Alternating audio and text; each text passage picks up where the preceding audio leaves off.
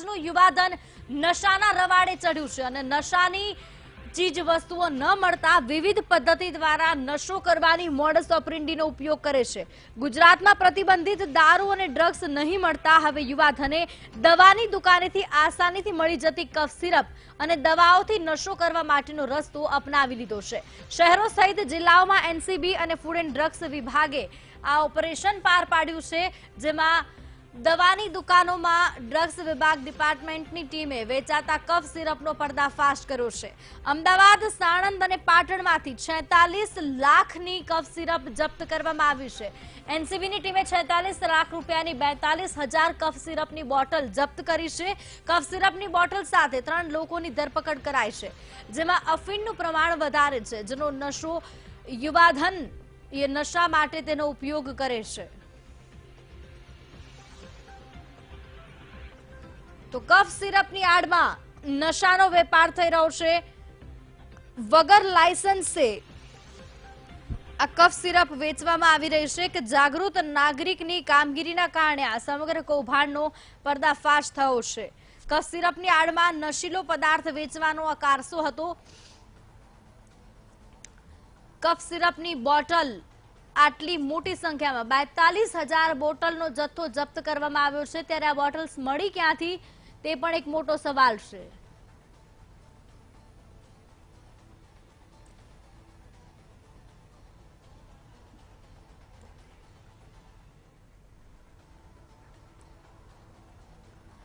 એક સ્થાનિક રજનીકાંત અમારી સાથે જોડાયા છે। રજનીકાંતભાઈ, વીટીવી ન્યૂઝમાં આપનું સ્વાગત છે। કફ સિરપની આજે બોટલોની આડમાં જે ધંધો થઈ રહ્યો હતો, એનસીબીએ રેડ પાડીને બોટલો પકડી છે, શું કહેવું છે આ બાબતે તમારું? પહેલા તો હું એનસીબી અને એફડીસીએ જે દ્વારા આ કામગીરી સંભાળી છે અને તમામ મુદ્દા માલ સાથે આરોપીની ધરપકડ કરી છે એ બદલ એમનો આભાર માનું છું। આ માહિતી અમારી પાસે આવી હતી ત્યારે અમે લાગતા વળગતા શરૂઆત અમે 7 વાગ્યાની આસપાસ મારી પાસે આ માહિતી આવી હતી કે રાજધાની ચોકમાં આટલો મોટો જથ્થો આવી રહ્યો છે, ત્યારે સૌથી પહેલા અમે એફડીસી અને આસિસ્ટન્ટ કમિશનરને જાણ કરી હતી। એ પછી એનસીબીની ઓફિસે ગયા હતા, પણ રાત્રે 8 વાગે એનસીબીની ઓફિસ બંધ હોય અમે પોલીસ સ્ટેશને પણ જાણ કરી હતી। એટલે પોલીસ સ્ટેશનથી અમને એવો જવાબ મળ્યો હતો કે તમે માલ ઉતરે ત્યારે 100 નંબર ડાયલ કરી દેજો। અમને એવું લાગ્યું ક્યાંક ને ક્યાંક જો આ માલ આટલો મોટો માલ સીઝનમાં ફેલાઈ જશે તો ઘણા લોકો યુવાનોનું સ્વાસ્થ્ય જોખમમાં આવી શકે છે। એટલે અમારી ગુજરાત જનતા જાગૃતિ મંચની ટીમ ત્યાં હાજર રહી અને જ્યારે લગભગ 11 વાગ્યાના સુમારે બસ આવી અને એમાંથી માલ ઉતરવાનું શરૂ થયું। એટલે અમે એનો વિડીયો બનાવ્યો, તેમજ પૂછપરછ કરતા કોઈ ભરતભાઈ ચૌધરીનો માલ હોવાનું અમને માલુમ પડ્યું। રિક્ષાવાળાનો નંબર પણ અમે રિક્ષા નંબર અમે નોટ કરી લીધો હતો, જેથી રિક્ષાના આધારે માલ ક્યાં જાય છે એની આગળ તપાસ કરી શકીએ। અને લગભગ 55 પેટી, એમાં 6600 જેટલી બોટલો હતી અને એની એમઆરપી ની રીતે જોવા જઈએ તો લગભગ 7.25 લાખનો માલ થવા જાય છે। અને અત્યારે યુવાનો જે આસાનીથી ઉપલબ્ધ છે આ નકલી દવાઓ એનું સેવન કરી અને નશાના રવાડે ચડી રહ્યા છે, ત્યારે એક જાગૃત નાગરિક તરીકે અમારી ફરજ હતી કે આ આખું રેકેટ ખુલ્લું પાડવું। તો એ બાબતે બીજા જ દિવસે અમે તાત્કાલિક એનસીબીના ડાયરેક્ટર સાહેબને ફરિયાદ કરી, જે આસિસ્ટન્ટ કમિશનર એફડીસીને પણ ફરિયાદ કરી અને અમારી પાસે જે પણ પુરાવા હતા, પુરાવા તરીકે ચલણ હતું અમારી પાસે અને દવાઓના બેચ નંબર હતા, એ પુરાવા ત્યાં રજૂ કરી અને આ બાબતે કડક કાર્યવાહીની અમે માંગ કરી। બિલકુલ રજનીકાંતભાઈ, ખૂબ સરસ, ધન્યવાદ તમને આ કામગીરી બદલ અને અમારી સાથે વાતચીત કરવા બદલ। તો એક સ્થાનિક નાગરિકની જાગૃતતાના કારણે એક નાગરિકને આ સમગ્ર બાબતનો ખ્યાલ આવ્યો ને તેણે એનસીબીને આ રિપોર્ટ આપ્યો અને સાથે જ તેણે વિડીયો પણ મોકલાવ્યો અને જેના આધારે આ સમગ્ર કૌભાંડ બહાર આવ્યું અને નશીલી દવાનો જથ્થો કફ સિરપની આડમાં ઝડપાયો છે। દવાઓની દુકાનમાં કફ સિરપો વેચાઈ રહી છે અને યુવાનો છે તે આ જે દવા છે, કફ સિરપની દવા છે, તેનો ઉપયોગ નશા કરવા માટે પણ કરતા હોવાનું બહાર આવ્યું છે। અમારા સંવાદદાતા નરેન્દ્ર અમારી સાથે જોડાઈ ચૂક્યા છે। નરેન્દ્ર, 42,000 બોટલો કફ સિરપની, એ પણ લાયસન્સ વગરની ઝડપાઈ છે। લાયસન્સ વિનાની આટલી બધી બોટલો આવી ક્યાંથી આરોપી પાસે, તે સૌથી મોટો સવાલ છે।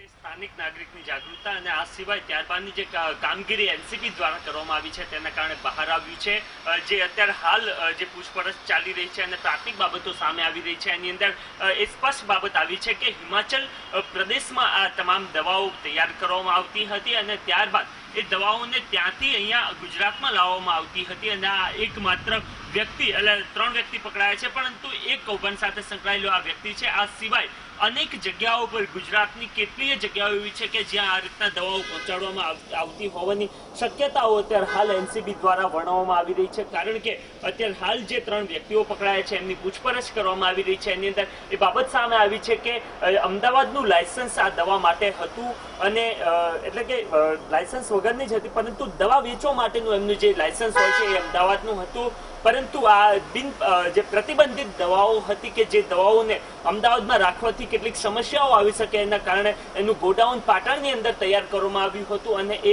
પાટણની અંદર ગોડાઉન બાદ હિમાચલથી પાટણ દવા પહોંચાડવામાં આવતી હતી અને પાટણથી ત્યારબાદ એ તમામ દવાઓ અમદાવાદ સાણંદ એ સહિત દક્ષિણ ગુજરાતની અંદર પણ પહોંચાડવામાં આવતી હતી અને એ તમામ જથ્થો અત્યારે હાલ એનસીબી દ્વારા પકડી પાડવામાં આવ્યો છે અને શક્યતાઓ એ પણ દર્શાવવામાં આવી રહી છે કે આ એક સમગ્ર ચેન સિસ્ટમ ચાલતી હતી અને એ સિસ્ટમ અંતર્ગત જ તમામ જે યુવાઓ છે એમને આ દવાઓ પહોંચાડવામાં આવતી હતી. અત્યારે હાલની જે એની બજાર કિંમત છે એ ખૂબ જ ઓછી આંકવામાં આવે છે અને જો જે ડોક્ટરની સલાહથી જ આ સામાન્ય રીતના આ દવાઓ આપવામાં આવતી હોય છે પરંતુ અત્યારે હાલ 3 જે વ્યક્તિઓ પકડાયા છે એમની જે પૂછપરછ કરવામાં આવી છે અને એની અંદર એ બાબત પણ સામે આવી રહી છે કે અનેક એવા મેડિકલ સ્ટોર છે કે જેને તેઓ આ દવાનો એટલે કે આ જથ્થો જે છે કે જેની અંદર અફીણ પણ સામેલ છે. આ જે કફ સિરપના આડમાં જે નશીલું દ્રવ્ય આપવામાં આવતું હતું એ વિવિધ મેડિકલ સ્ટોર સુધી પહોંચાડવામાં આવતું હતું અને ત્યારબાદ ત્યાંથી અનેક લોકો એ લઈ જતા હતા. અત્યારે હાલની જે માહિતી મળી રહી છે તે મુજબ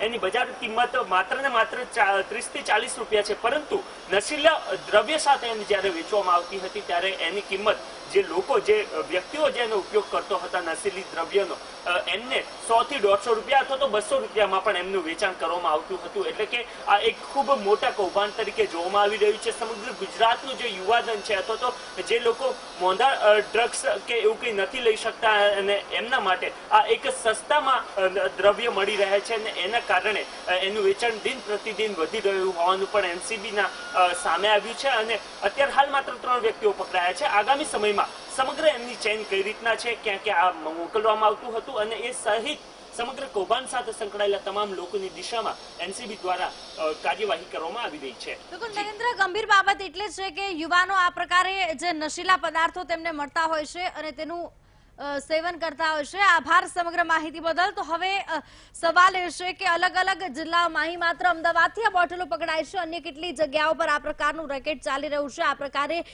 જે બોટલો છે ગેરકાયદેસર વેચાણ થઈ રહ્યું છે, તમામ બાબતો પર તપાસ કરવામાં આવે.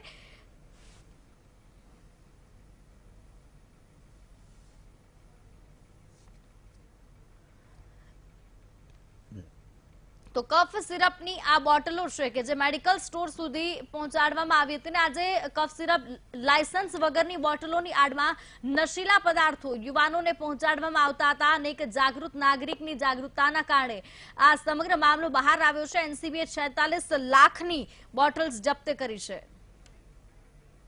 ये टोटल मिला के 42,000 से ज़्यादा कोडीन बेस्ड कप सिरप की बोतल्स पकड़ी गई हैं, जिसमें 3 लोगों को अरेस्ट किया गया है और तहकीकात में हम लोगों को ये पता चला है कि ये सारी बोतलें इलीगली उन लोगों को बेची जाती थी जो लोग नशे के आदी हैं, जिनके अंदर काफ़ी युवा भी हैं और काफ़ी अलग तरीके से लोग हैं.